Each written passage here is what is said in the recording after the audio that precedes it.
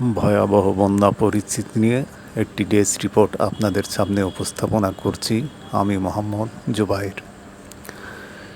প্রতি বছর আমাদেরকে এই দিন গুনতে হয়, যেমন 2000 সাল, তারপরে 97 বন্যা, 88 বন্যা, আবার কেউ বলছে 30 বছরের সীমা অতিক্রম করেছে এই বন্যা।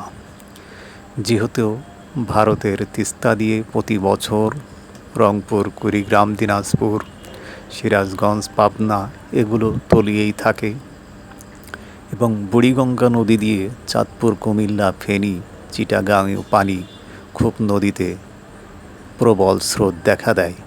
এতে করে মানুষের জনজীবনে খুব ভয়াবহ পরিস্থিতি রূপ নেয়। খেটে খাওয়া মানুষগুলো, দিনমজুর মানুষগুলো, সেখানে ধনী গরিবের কোনো প্রশ্নই থাকে না। হঠাৎ করে কালো রাত চলে আসে, হঠাৎ করে ঘুমন্ত মানুষ যদি দেখে খাটের নিচেই পানি, তাহলে জীবন পরিস্থিতি খুব ভয়ানক পরিস্থিতিতে রূপ নেয়।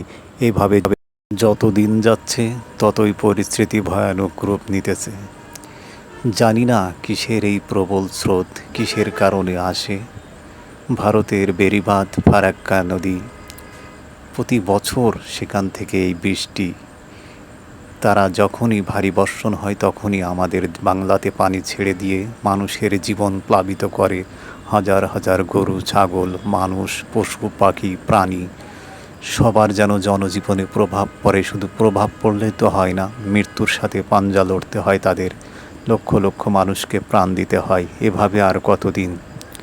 চাইলে তো ইচ্ছা করা যায়, গভর্নমেন্ট চাইলে ইচ্ছা করলে সেখান থেকে আর একটা বেড়িবাঁধ দিতে পারে, কিন্তু আমাদের দেশের কি আসলে রাজনৈতিক পরিস্থিতি এমনটা আছে পারবে সে বেড়িবাঁধ দিতে? কিন্তু আমরা প্রতি বছর এই আর্তনাদ দেখব, আর কতই বা মানুষ সাহায্য সহযোগিতার হাত করতে পারে।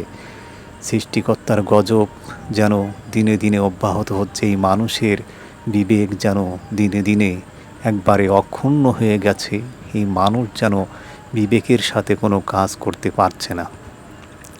দিন দিন মানুষের বিবেকের সাথে সাথে প্রাকৃতিক ভয়ানক পরিস্থিতি রূপ নিচ্ছে। পৃথিবীটা লণ্ডভণ্ড হয়ে গেছে। জানি না কবে বিধাতার